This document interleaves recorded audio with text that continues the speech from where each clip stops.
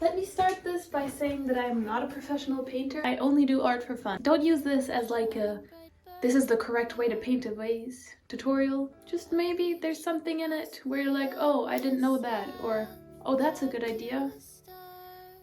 Maybe you can use something I say. That's what I'm hoping for.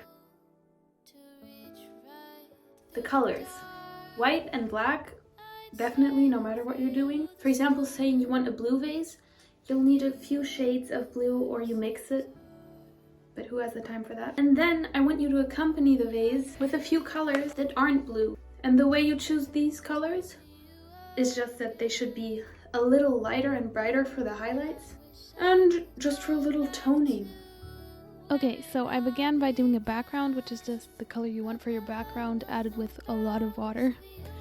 And then drew the outline with a pencil of the vase and followed with color, just the base color of your vase, following the form of the vase, which is roundish and curved. And then next we're going to do some simple toning, which means we need some colors that accompany the base color of your vase. Here's some color orientation for you.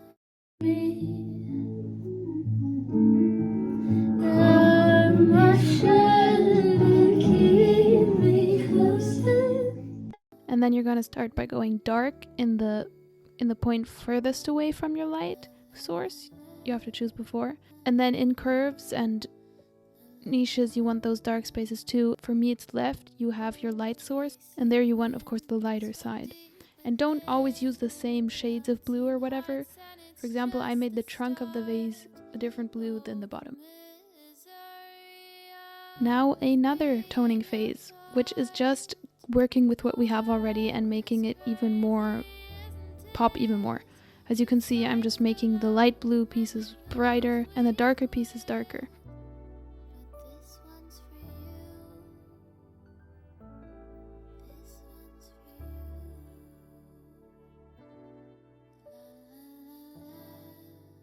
And don't think everything should go tone and tone. Like, you don't have to mix everything. There's allowed to be stripes visible and stuff like that.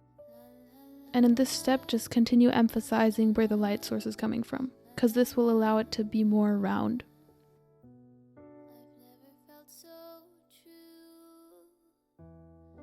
And now we're adding our first actual reflection, so we can go even brighter with this, even lighter. And don't be afraid to use your fingers to mix it out, it's okay. Here you can see my cat.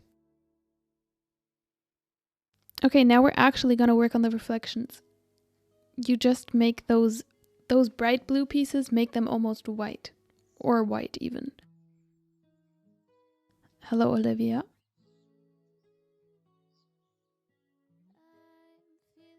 So again, we're just emphasizing what we already have, making bright pieces brighter and dark pieces darker.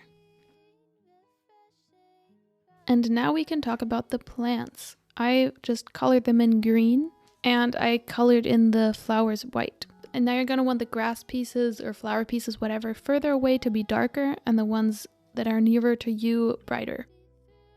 And then eventually you can add in reflections.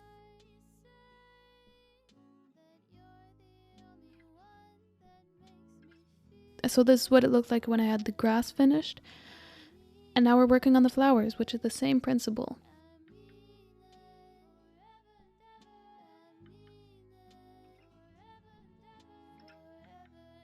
By the way, these songs in the background, I wrote them. You can check my Spotify or whatever if you want to listen to those. I'm actually releasing a new song on the 16th. And as you can see here, I'm just adding in the little yellow bits of the flowers, and yeah, that's it. Thank you for watching. If you want more tutorials like this, tell me.